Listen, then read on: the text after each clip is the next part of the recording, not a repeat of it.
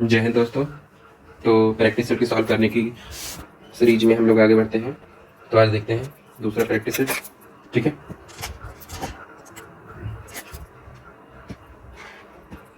बारी क्या कह रहा था, आइडेंटिफाई द कंपाउंड सेंटेंस। इसमें कंपाउंड सेंटेंस ढूंढना है। तो इसका सही ऑप्शन होगा Rita waited for the train but the train was late. ठीक है, इसका यही कंपाउंड सेंटेंस है। चलो दूसरा, इसमें कंपैरेटिव डिग्री को आइडेंटिफाई करना है। इसमें कंपैरेटिव डिग्री क्या है, Mukesh Ambani is richer than Anil Ambani. ये है इसका आंसर, ये कंपैरेटिव डिग्री। ठीक है, थर्ड क्या है, find the odd words. Adjective में ऑड वर्ड्स ढूंढना है आपको। तो इसका सही ऑप्शन होगा बोल्ड, थर्ड। ठीक है, नेक्स्ट करते हैं, select the correct plural form of the sheep. Sheep का करना है, तो इसका सही ऑप्शन होगा थर्ड, सीप। सीप का प्लूरल फॉर्म सीपी होता है। चलो नेक्स्ट करते हैं, पांचवा, इसमें करेक्ट सेंटेंस निकालना है। इसका करेक्ट सेंटेंस होगा option number 2, he is not worth of his salt if he does not meet his situation boldly. ठीक है, ये हो जाएगा ऑप्शन नंबर 2। छठा क्या है, फाइंड आउट द एरर्स। इसमें एरर्स ढूंढनी है, तो इसका सही ऑप्शन होगा 2, ask how much of the youth. Ask how much of the youth, इसका सही ऑप्शन होगा। फिर नेक्स्ट क्या है, फिल इन द ब्लैंक भरना है करेक्ट ऑप्शन के साथ में। ठीक है, तो इसमें करेक्ट ऑप्शन क्या होगा, सातवां क्या है, इसमें फिल इन द ब्लैंक भरना है। तो ही, इसमें ऑप्शन होगा फोर्थ, सेंट। तो क्या हो जाएगा, ही सेंट। पूरा ऑप्शन क्या हो जाएगा, he sent me a few pictures last week. ठीक है, अच्छा आठवां क्वेश्चन क्या है, कॉम्प्रिहेंशन का है, इसको आप लोग पढ़ लीजिएगा। ठीक है, इसमें क्वेश्चन क्या है, the phrases lavish with his the hospitality signifies. इसका सही ऑप्शन होगा third, extra advantage in the entertaining guest. Sorry, extra advantage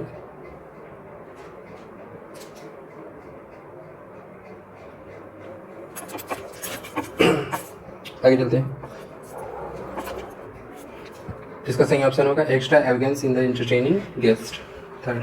ठीक है, नेक्स्ट चलते हैं। फ्रेंड्स, मैंने आपको बताया था कि इसका ए किसके लिए स्टैंड करता है, एस किसके लिए स्टैंड करता है, बी किसके लिए स्टैंड करता है, सी किसके लिए स्टैंड करता है, और फिर ये किसके लिए स्टैंड करता है। इसीलिए आपको पिछली वीडियो देखनी पड़ेगी। ठीक है, अच्छा इसका सही ऑप्शन क्या होगा, यही फर्स्ट ही ऑप्शन है। क्या लिखा था, in the prayer hall they remain silent during worship. ठीक है, चलो नेक्स्ट 10वां, change the following verbs into noun form. इसका सही ऑप्शन अमेज का हो जाएगा, अमेजमेंट। ठीक है, आगे देखते हैं, इसमें correct voice fill in the blank भरना है। A car dash driven by Ram yesterday. तो क्या होगा, आकार डैश वाज ड्राइवन बाई, क्या हो जाएगा,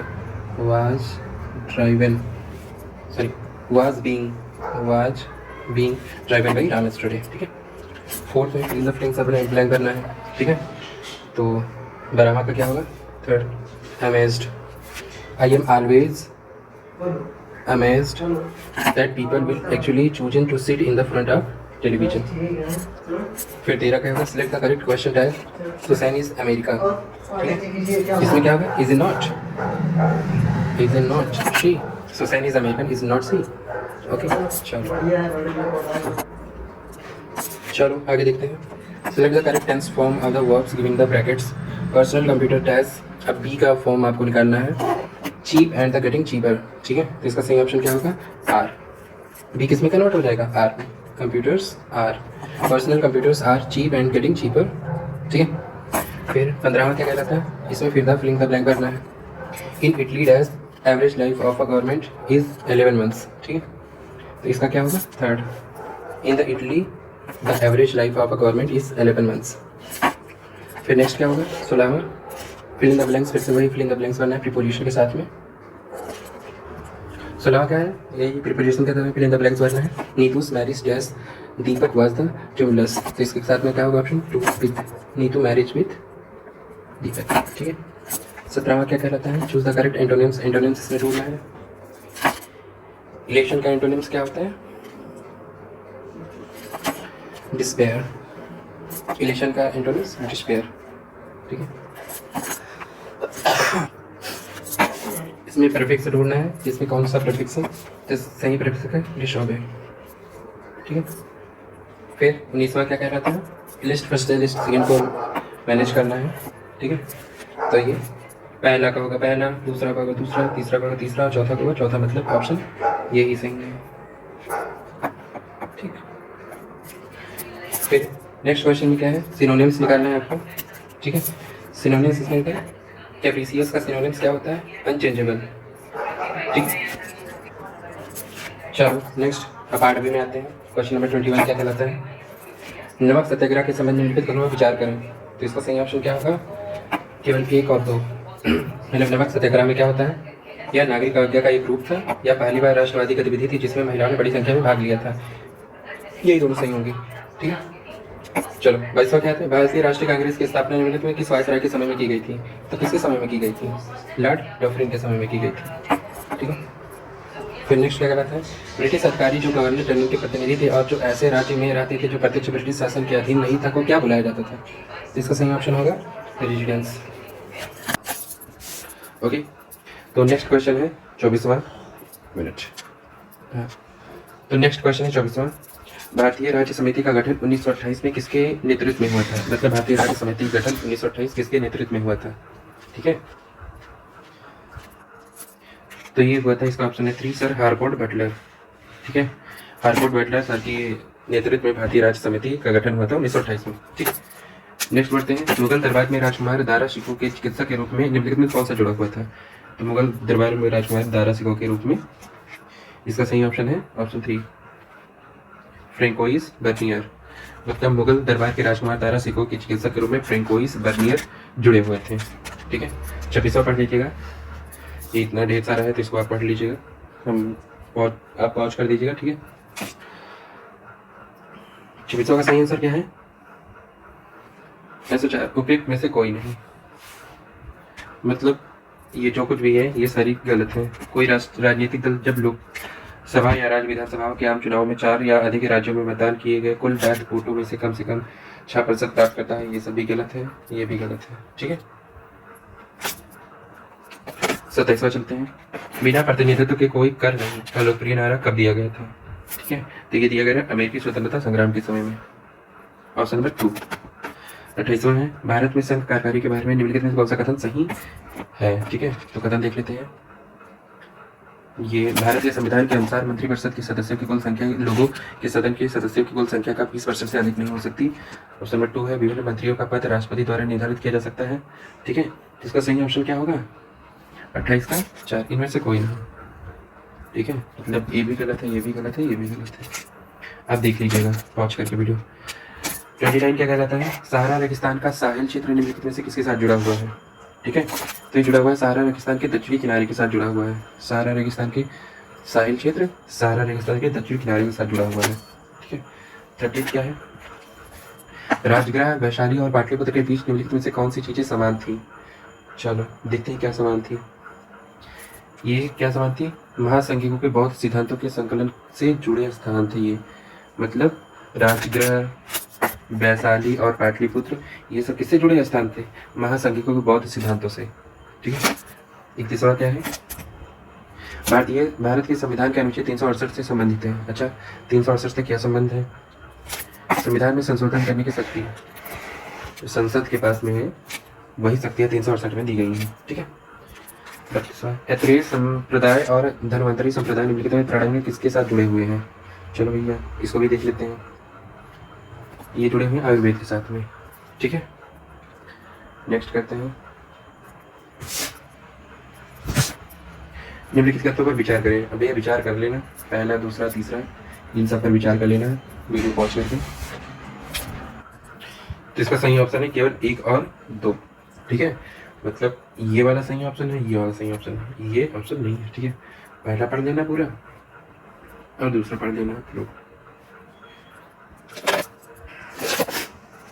नेक्स्ट ऑप्शन है मौर्य काल के, नेक्स्ट है मौर्य काल के शाही पंच चिन्हित चांदी के सिक्कों पर निम्नलिखित में कौन सा प्रतीक पाया जा सकता है, ठीक है। चलो देखते हैं इसमें कौन सा प्रतीक पाया जा सकता है। तो है मोर का चिन्ह, अरे भैया सीधे सीधे है मौर्य काल मोर का चिन्ह।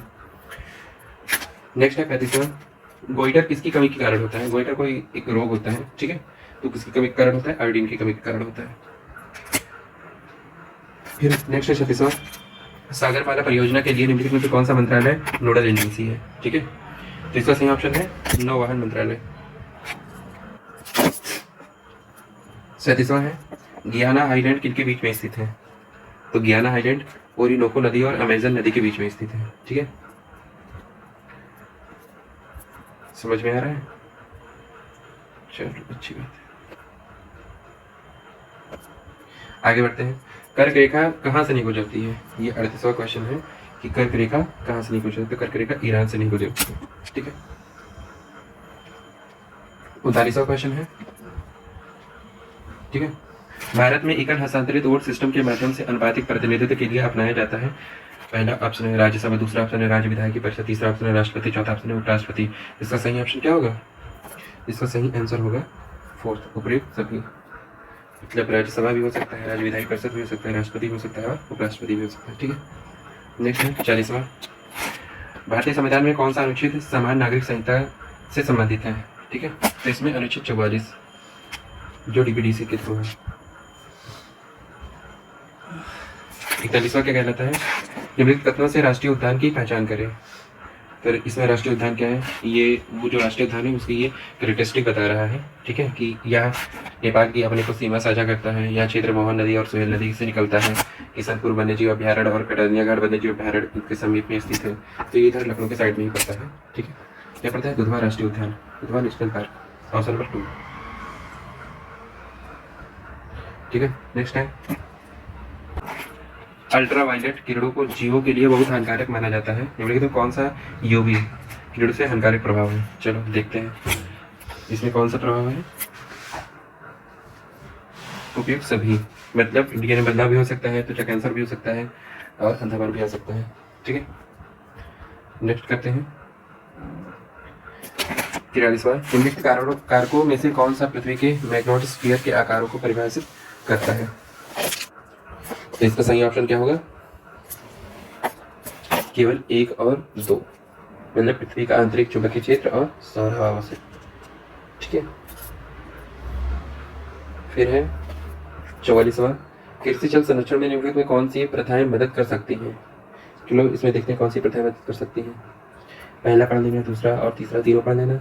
इसकी कौन सी अवस्थाएं मदद कर सकती हैं? उपयुक्त में सभी, मतलब भूमि के कम से कम शून्य खेती क्षेत्रों सिंचित करने के लिए सबसे पहले जिप्सम लागू करना, क्षेत्र में रहने के लिए फसल अवशेष की अनुमति देना। ठीक है, नेक्स्ट करते हैं 45वां। रूटनिंग क्रॉपिंग पैटर्न निम्नलिखित में से किसका एक उदाहरण है? ठीक है, तो ये है मिश्रित फसल का उदाहरण है, ऑप्शन नंबर 3। 46वां क्या कहलाता है? इनमें से कौन सा सही मिलान नहीं किया हुआ है? ठीक है, चलो देख लेते हैं इसको। इससे सही मिलान है महात्मा गांधी समुद्री राष्ट्रीय उद्यान गुजरात, ये सही नहीं है। ठीक है, बाकी सब सही है और ये सही नहीं है, तो ऑप्शन यही हुआ। 47 कहलाता है निम्नलिखित में से कौन सा मुद्रास्फीति से प्रतिकूल रूप से प्रभावित नहीं है? तो इसमें देख लेते कौन सा प्रभावित नहीं है। इसमें है लोगों का जीवन स्तर, मुद्रास्फीति लोगों का जीवन स्तर प्रभावित नहीं होता है। ठीक है, नेक्स्ट है 48वां क्वेश्चन। ठीक है, निम्नलिखित कथन पर विचार करें, विचार कर लीजिएगा इन कथनों पर। ठीक है, तो इनमें से कौन सा कथन सही है? ऑप्शन ये कह रहा था कौन सा कथन सही है। तो चलो देख लेते हैं कौन सा कथन सही है।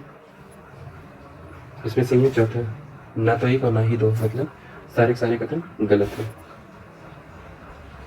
ठीक है, ये दोनों कथन गलत है। 49 देख लेते हैं। निम्नलिखित में कौन सा स्थायी समिति नहीं है? चलो, अस्थायी समिति क्या नहीं है? रेलवे कन्वेंशन कमेटी, ये अस्थायी समिति नहीं होती है, ऑप्शन नंबर 3।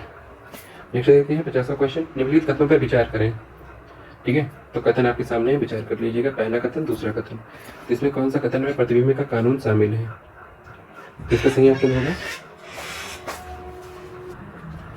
चलो इसका सही ऑप्शन क्या है? तीसरा, पहला और 2 दोनों। ठीक है, पहला भी और दूसरा ये दोनों सही है। ठीक है, फिर नेक्स्ट है क्या ना, वित्तीय आपातकाल के संबंध में निम्नलिखित में कौन सा कथन सत्य है? ठीक है, तो इसमें कौन सा कथन सत्य है? उक्त में से कोई नहीं, सब गलत है। पढ़ लेना आप लोग। फिर नेक्स्ट है 52 नंबर। निम्नलिखित में कौन सा पारिस्थितिकी तंत्र का सही वर्णन करता है? ठीक है, तो इसमें कौन सा वर्णन करता है? जीवों और उनके पर्यावरण की व्यवस्था, ऑप्शन नंबर 2। फिर नेक्स्ट है 53। खाद वेब क्या होता है? तो इसका सही ऑप्शन क्या है? तीसरा, लगातार श्रृंखला वाले खास श्रृंखलाओं की एक श्रृंखला। खाड़ भी भरे वही फूड साइकिल यार, फूड चेन कह लो, फूड साइकिल कह लो, जो कुछ भी कह लो। नेक्स्ट है, बैलिस्टिक मिसाइल को किसने विकसित किया था? ठीक है, तो बैलिस्टिक मिसाइल को किसने विकसित किया? वर्नर वॉन ब्राउन ने विकसित किया था। फिर नेक्स्ट है 55वां, शिक्षा निम्नलिखित में किससे संबंधित है? ठीक है, मतलब कौन सी सूची में आती है? तो ये आती है समवर्ती सूची में। नेक्स्ट है 56वां, भारतीय अंतरिक्ष अनुसंधान संगठन इसरो कब स्थापित किया गया था? तो इसरो कब बना था? ये बना था 1959 में, 1969 में। ठीक है, ऑप्शन नंबर 2। 57वां है, वह मिट्टी जो लंबी घास प्रेयरी वनस्पति के नीचे उत्पन्न होती है उसे क्या कहा जाता है? तो उसे कहा जाता है चेरनोजम मिट्टी, ऑप्शन नंबर 3। 98वां है, पूंजी उत्पाद अनुपात किस प्रकार के उपाय है? ठीक है, तो ये किस प्रकार का उपाय है? उत्पादन की प्रति इकाई निवेश पूंजी की राशि। इसको आप लोग पढ़ लीजिएगा। ठीक है, 4 ऑप्शन, 2 ऑप्शन आते हैं, तीसरा ऑप्शन यहाँ पर है, चौथा ऑप्शन यहाँ पर है। 59 क्या कहलाता है? मोह असंतुलन किससे अलग करता है? ठीक है, तो 59 क्या कहलाता है? इसका सही आंसर क्या होगा? क्रस्ट और मेटल से। मोह असंतुलन क्रस्ट और मेटल से अलग करता है। कार्टेल का एक रूप है 60 क्वेश्चन, कार्टेल का एक रूप है। अच्छा, कार्टेल का क्या रूप है? कल्यूसिव ओलिगोपॉली। ठीक है, कल्यूसिव ओलिगोपॉली, ये सारे आ जाते हैं कॉमर्स में। ठीक है,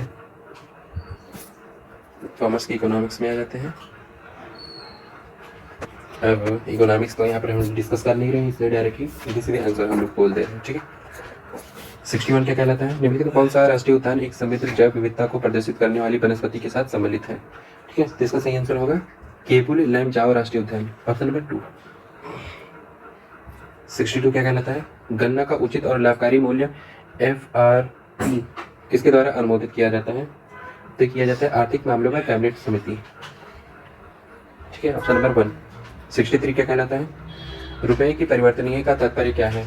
तो 63 का ऑप्शन सही होगा, रुपए का रूपांतरण अन्य मुद्राओं और इसके विपरीत में स्वतंत्र रूप से करने की इजाजत दी जाती है। ये ऑप्शन नंबर 3, ये इसका सही ऑप्शन होगा। ठीक है, चलो नेक्स्ट करते हैं 64 में।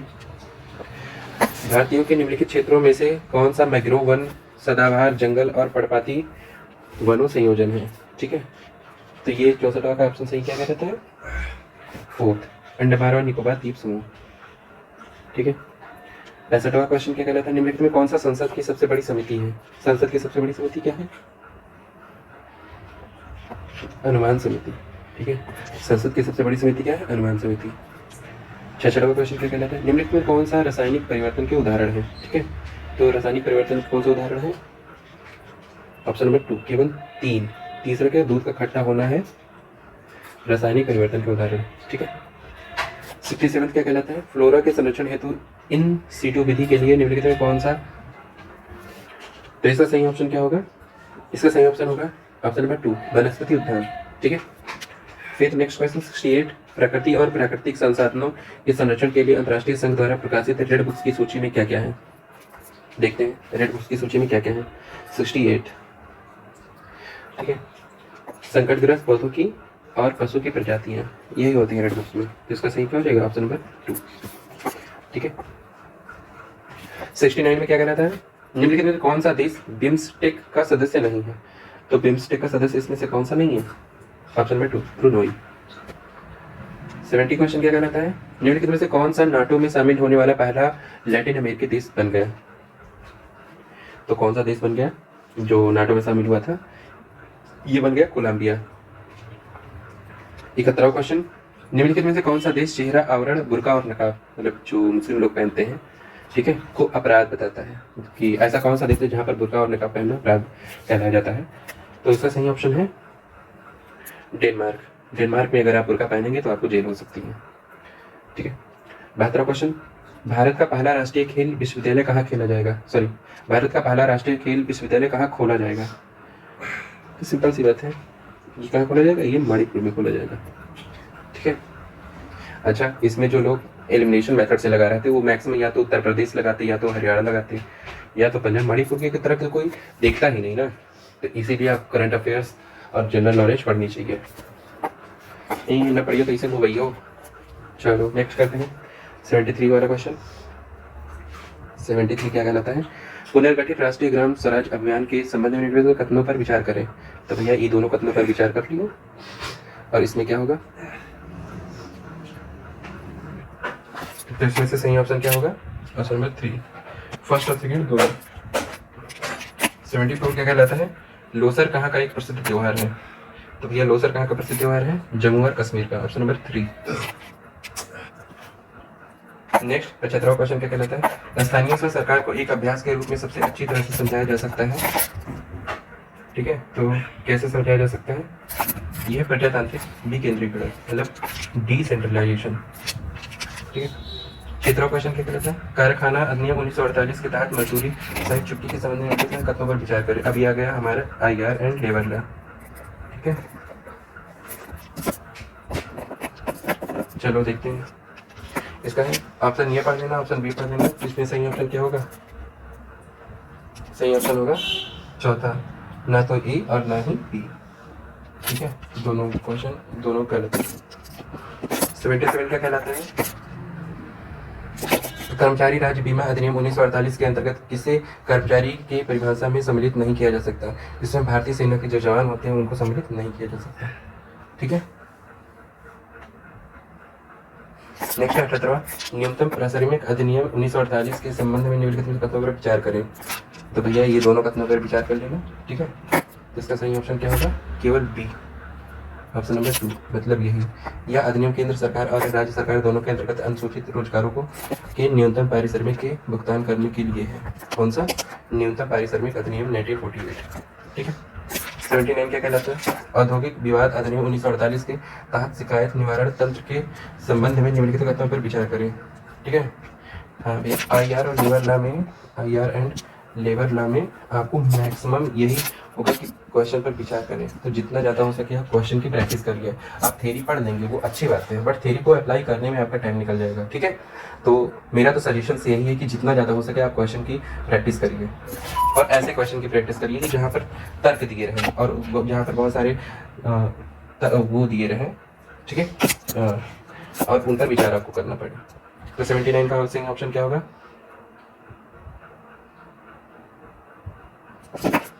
79 का सही ऑप्शन क्या होगा? ए और बी दोनों। वहाँ पर ए लिखा हुआ है, यहाँ पर बी लिखा हुआ, दोनों को पढ़ लेना। ठीक है। 80 क्वेश्चन क्या कहलाता है? कर्मचारी भविष्य निधि अधिनियम 1952 तथा इसके अंतर्गत बनी योजनाओं का प्रशासन के लिए बनाया गया केंद्रीय न्यासी बोर्ड में कौन शामिल होता है? ठीक है, तो इसमें कौन शामिल होता है? वो तो सभी, मतलब सरकार भी शामिल होती है, नियोक्ता प्रतिनिधि भी शामिल होते हैं और कर्मचारी के प्रतिनिधि भी शामिल होते हैं। एक ऐसा क्वेश्चन क्या कहलाता है? श्रम संघ अधिनियम 1926 संघों का पंजीकरण किसके द्वारा नियुक्त पंजीयन द्वारा किया जाता है? ठीक है, तो ये किया जाता है संबंधित राज्य सरकारों या संघ राज्य के द्वारा। ठीक है। 82 क्वेश्चन क्या कहलाता है? कर्मचारी भविष्य निधि संगठन निम्नलिखित में से किस मंत्रालय के अंतर्गत आता है? तो भैया किसके अंतर्गत आता है? श्रम एवं नियोजन मंत्रालय के अंतर्गत आता है। आगे देखते हैं 83वां क्वेश्चन, अंतर्राष्ट्रीय श्रम संगठन के भारत द्वारा अपनाए गए प्रमुख अभिसमय के संदर्भ में निम्नलिखित कथनों पर विचार करें। तो कथन पहला है और कथन बी है। ठीक है, मतलब 1919 में पारित स्त्रियों और किशोरों से रात्रि के समय काम न कराने के संबंधित अभिसमय भारत ने 1921 में अपनाया था। और बी वाला भी पढ़ देना। ठीक है, इसका सही ऑप्शन क्या होगा? ऑप्शन नंबर 3, ए और बी दोनों होगा। 84वां क्वेश्चन क्या कहलाता है? उपादान से संबंधित उपादान सॉरी दोस्तों आज थोड़ा सा तबीयत खराब है। अरे उपादान से संबंधित उपादान भुगतान संशोधन विधेयक सन 2018 के संबंध में निम्नलिखित कथनों पर विचार करें। तो भैया विचार कर लेना कथनों पर, ए और बी दोनों पर। इसका सही ऑप्शन क्या होगा? इसका सही ऑप्शन होगा केवल ए, फर्स्ट। ठीक है। 85 क्वेश्चन क्या कहलाता है? खान अधिनियम 1952 के अनुसार शब्द खान से के परिभाषा के अंतर्गत किसको सम्मिलित किया जाता है? ठीक है, तो इसमें किसको सम्मिलित किया जाता है? रैट खनन को। ठीक है, और बाकी किसी को भी नहीं सम्मिलित किया जाता है। 86वां क्वेश्चन क्या कहलाता है? प्रधानमंत्री श्रम योगी मानधन पेंशन योजना के संबंध में निम्नलिखित कथनों पर विचार करें। तो भैया विचार कर लेना, ए और बी दोनों कथन है। इसका सही ऑप्शन क्या होगा? ऑप्शन नंबर 3, ए और बी दोनों। ठीक है, दोनों ऑप्शन होगा। 87वां क्वेश्चन क्या है? असंगठित क्षेत्र के कामगारों सामाजिक सुरक्षा योजना के लाभ पहुंचाने की राह में सबसे बड़ी बाधा क्या है? तो सबसे बड़ी बाधा क्या है? ठीक है, ये सबसे बड़ी बाधा है कामगारों को चिन्हित करने की समस्या कि कामगार कैसे होंगे, वो किस किस कैटेगरी से बिलोंग करते हैं, उनको क्या क्या नॉलेज है, क्या क्या नहीं नॉलेज है। ठीक है। 87 श्रम एवं रोजगार मंत्रालय द्वारा तिमाही रोजगार सर्वेक्षण, ये जो नई श्रृंखला आई है, के अंतर्गत किससे सम्मिलित किया गया है? ठीक है, तो इसमें किसे सम्मिलित किया गया है? उपयुक्त सभी को, मतलब विनिर्माण को, भवन निर्माण और व्यापार परिवहन सबको सम्मिलित किया गया है। फिर नेक्स्ट है 89, भारत में पेशेवर वेतन सर्वेक्षण किसके द्वारा जारी किया जाता है? ठीक है, तो किसके द्वारा जारी किया जाता है? भारतीय श्रम ब्यूरो के द्वारा। ऑप्शन में फर्स्ट। 90 क्या कहलाता है? प्रधानमंत्री मुद्रा योजना के संदर्भ में निम्नलिखित कथन पर विचार करें। तो भैया विचार कर लेना, फिर से वही कथन आ गया। ठीक है, इसका सही ऑप्शन क्या होगा? ऑप्शन नंबर 1, केवल एक यही सही है और बाकी ये गलत है। ठीक है। 91 क्या कहलाता है? निम्नलिखित में से कौन सा संगठन भारत में प्रबंधन में श्रमिकों की सहभागिता हेतु बनाया गया था? तो भैया कौन सा बनाया गया था? उपयुक्त सभी, ऑप्शन नंबर 4। 7। दूसरा क्या है? विभागीय कमेटी। तीसरा भी है कारखाना स्तर कमेटी। ठीक है। 92 क्वेश्चन क्या कहलाता है? निम्नलिखित में से कौन सा सन 1907 में भारतीय श्रमिक समिति का अध्यक्ष था? तो कौन सा अध्यक्ष था भैया? ये थे मॉरिसस। ठीक है। 93 क्या कहलाता है? भारत में मजदूर वर्ग की प्रथम राजनीतिक हड़ताल कब हुई थी? तो ये हड़ताल कब हुई थी? ये हुई थी 1908 में लोकमान्य तिलक के गिरफ्तार होने के विरोध में। ठीक है, और बाकी सारे ऑप्शन आप पढ़ लेना, ये सब वैसे सही नहीं है। ठीक है। 94 क्वेश्चन क्या कहलाता है? कामगार हितवर्धक सभा के संदर्भ में निम्नलिखित कथनों पर विचार करें। तो भैया इन कथनों पर विचार कर लेना, और इनका सही ऑप्शन क्या होगा? ऑप्शन होगा 4, ना तो ये और ना ही बी, मतलब दोनों गलत है। ठीक है। 95 क्वेश्चन क्या कहलाता है? समाज सेवा संघ के गठन किसके द्वारा हुआ था? ठीक है, तो समाज सेवा संघ का गठन किसके द्वारा हुआ था? ये हुआ था एन मोतीवाला के। ठीक है। 96 क्या कहलाता है? आंतरिक अंकेक्षक की नियुक्ति की जाती है।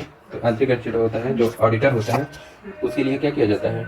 ठीक है, ये होता है कंपनी के निदेशक मंडल द्वारा। कंपनी के निदेशक मंडल द्वारा आंतरिक अंकेक्षक की नियुक्ति की जाती है, मतलब इंटरनल ऑडिटर की नियुक्ति। ठीक है। 97 क्या कर रहा है? ये मान लेता है कि M = प्रारंभिक स्टॉक, N = क्रय, O = अंतिम स्टॉक, P = विक्रय माइनस माल की लागत। तो सही समीकरण क्या होगा? तो 97 का होगा option number 3, M - O = P - N। ठीक है। 98 क्या कहलाता है? किसी व्यावसायिक प्रतिष्ठान में अशुद्ध ऋण संचय का प्रारंभिक शेष रुपया है, कुल विक्रय 6 लाख रुपया है तथा जिससे 1 लाख रुपये नकद बिक्री है।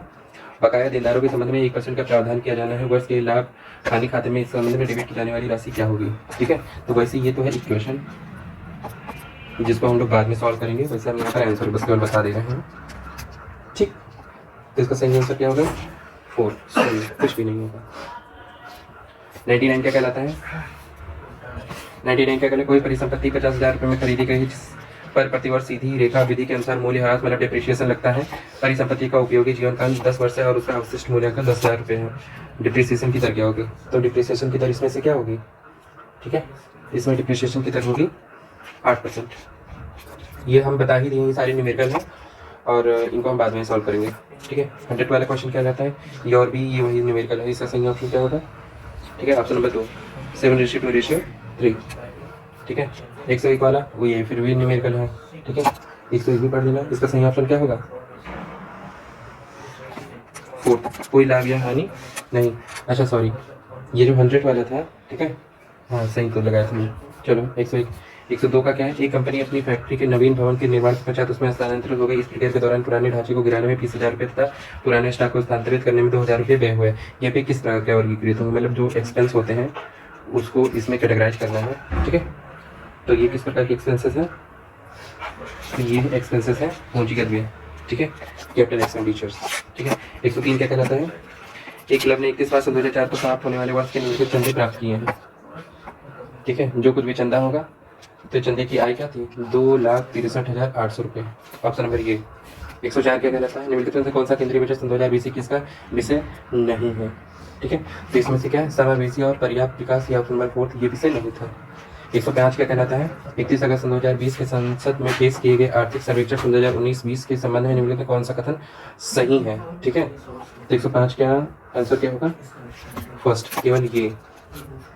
ठीक है, ये वाला पढ़ लेना आप लोग, भी नहीं होगा। ठीक है, और बाकी ये सारे मैथ आ गया और रीजनिंग आ गया, जिसका हम लोग बाद में करेंगे।